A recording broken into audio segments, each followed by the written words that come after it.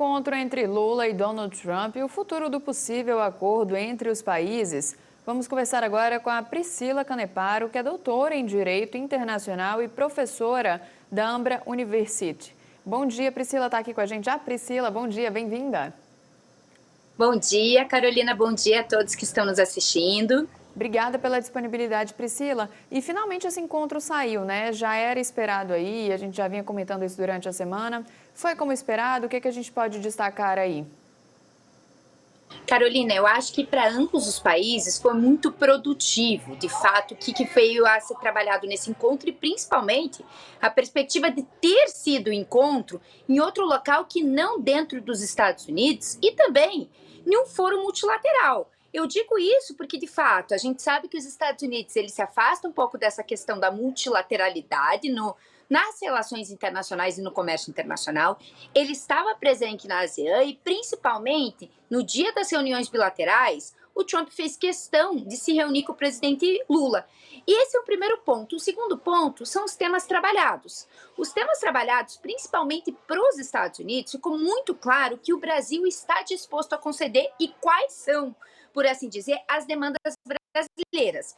A gente sabe que os Estados Unidos ainda estão com um papel cauteloso em relação às negociações com o Brasil, e eu digo isso, não apresentaram as contrapartes e quais são as intenções deles em relação justamente a essa diminuição das tarifas, mas existe um empenho e uma boa vontade. Inclusive, hoje já ficou designado qual será o cronograma de trabalho para justamente a gente ter essa diminuição de tarifas. Nós não sabemos bem ao certo quais serão as condições dos Estados Unidos, só que a gente já faz esse teor político em relação a essas tarifas, elas acabam agora por vincular uma perspectiva econômica, o que fica mais fácil a negociação. Porque, de fato, quando a gente tem tarifas políticas, a gente tem tarifas ideológicas, que basicamente o Brasil não vai mudar de posição, principalmente em relação à intromissão do Poder Executivo no Poder Judiciário. Então, a partir do momento que a gente transforma essas tarifas em técnicas, nessa conversa, nessa negociação, acaba por ficar mais fácil, sim, a diminuição das tarifas. É claro que não vai ser do dia para a noite, mas a gente já viu um caminho aí florescendo entre Brasil e Estados Unidos. O presidente Lula até falou. Garantiu que o senhor Trump ali que vai ter um acordo, né, comercial entre Brasil e Estados Unidos.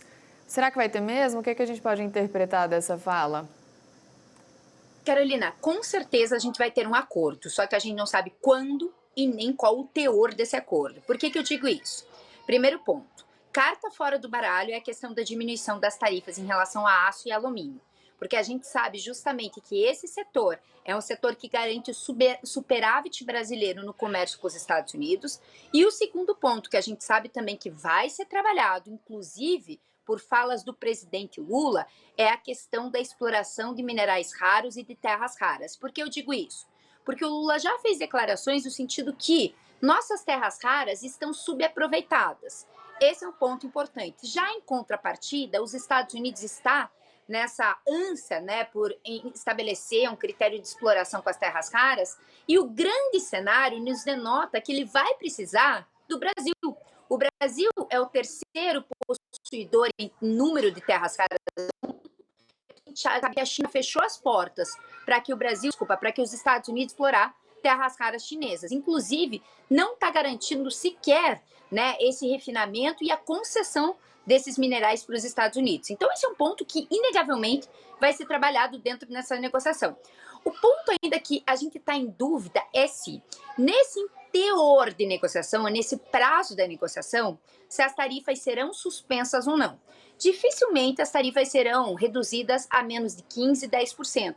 Mas o que a gente precisa saber é se elas serão suspensas naquela majoração que o Trump fez, né, nessa última imposição de tarifas para o Brasil, em relação justamente a esse momento de negociação. Mas que, de fato, nós teremos um acordo, isso é inegável. E quais seriam os caminhos jurídicos ou diplomáticos que o Brasil poderia usar para conseguir, então, a suspensão dessas tarifas enquanto o acordo é negociado? Teria alguma opção? Carol, é muito difícil a gente falar em uma imposição de medida unilateral dos estados, que é o caso dos Estados Unidos impondo essas tarifas para o Brasil, da gente ter justamente uma medida que não seja diplomática, porque a gente está em uma negociação entre dois atores internacionais, entre Estados Unidos e Brasil. E a gente sabe que esses estados, é importantíssimo deixar claro, eles têm o que a gente chama de imunidade de jurisdição. O que significa isso? O Brasil não pode processar os Estados Unidos dentro de cortes nacionais e os Estados Unidos não pode processar o Brasil dentro de cortes nacionais. Esse é um primeiro ponto. Um segundo ponto, que talvez fosse um foro adequado, seria o sistema de solução de controvérsias da Organização Mundial do Comércio. Mas esse sistema, ele está parado justamente por conta da falta de esforços em garantir esse multilateralismo no cenário internacional, inclusive dos Estados Unidos. Então, essa decisão que porventura pudesse vir do sistema de solução de controvérsias do OMC, seria uma decisão meramente moral. E não cabe agora o Brasil ficar dentro dos Estados Unidos nesses foros multilaterais, porque só traria, né, uma consequência maléfica para essa relação que está surgindo, para esse laço que está surgindo. Então, a gente vai no caminho diplomático, esse é um caminho muito importante para estabelecer um bom relacionamento entre dois estados, tanto que o Mauro Vieira, nosso chanceler, e o Marco Rubio, que se equipara à chancelaria dos Estados Unidos, estão em constantes contatos, o que estabelece já um critério de entendimento que nós temos, né, ou estamos desenvolvendo nesse momento, boas relações diplomáticas. E eu não posso deixar de destacar aqui que outro setor importante é o setor do lobby nos Estados Unidos. O lobby é legitimado nos Estados Unidos. E a gente sabe que, em nome da nossa vice-presidência da República e principalmente de grandes setores empresariais do Brasil, a gente teve um lobby muito forte trabalhando justamente com pessoas que fazem um lobby dentro do Congresso dos Estados Unidos, dentro do Poder Executivo dos Estados Unidos, e eles acabaram por repercutir nessa possibilidade de encontro. Então, eu destacaria que a partir de agora, talvez a diplomacia tenha um papel de protagonista, mas para a gente conseguir chegar nesse canal diplomático, o lobby brasileiro foi crucial para se abrirem as portas dessas negociações. Então, a gente precisa dar esse destaque também. E para a gente finalizar aqui nosso bate-papo, né, estamos caminhando aqui para a reta final, olhando aí para o horizonte, né, de médio prazo. O Brasil deve fazer o quê ou evitar o quê em relação ao pacto comercial com os Estados Unidos aí, pensando também, né, em outros mercados que foram fechados? Carolina, a primeira coisa que a gente tem que ter em mente é que a gente não está mais na década de 90. A gente não pode depender apenas de um parceiro comercial. O Brasil precisa diversificar ainda mais as suas parcerias comerciais para não incorrer no erro justamente de ficar à mercê de uma imposição de tarifa, ficar à mercê justamente de uma ruptura de compra comercial. Então, o que o Brasil tem que fazer? Primeiro, é compactuar com essa questão do comércio com a China, que é importantíssimo, é o nosso hoje maior parceiro comercial, precisa estabelecer bons laços com os Estados Unidos, e aqui pego o gancho para a tua pergunta, o ideal seja não trazer ideologias nesse comércio, né? Não trabalhar com essa perspectiva, defendo Maduro, defendo China, não. Vamos deixar o comércio onde ele deve estar, num campo neutro, num campo de interesses para o desenvolvimento socioeconômico brasileiro.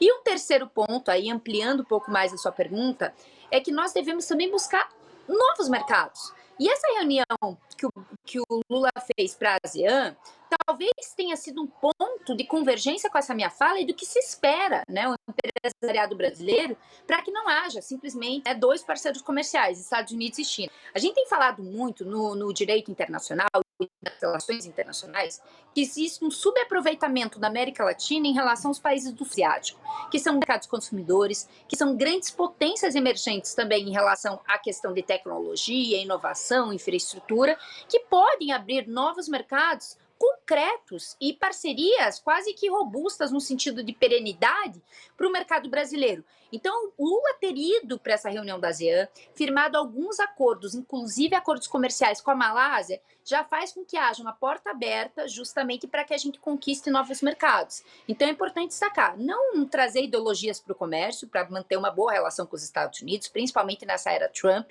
e segundo, não deixar apenas com que a gente tenha uma dependência em dois parceiros, China ou Estados Unidos. Pior ainda, só um.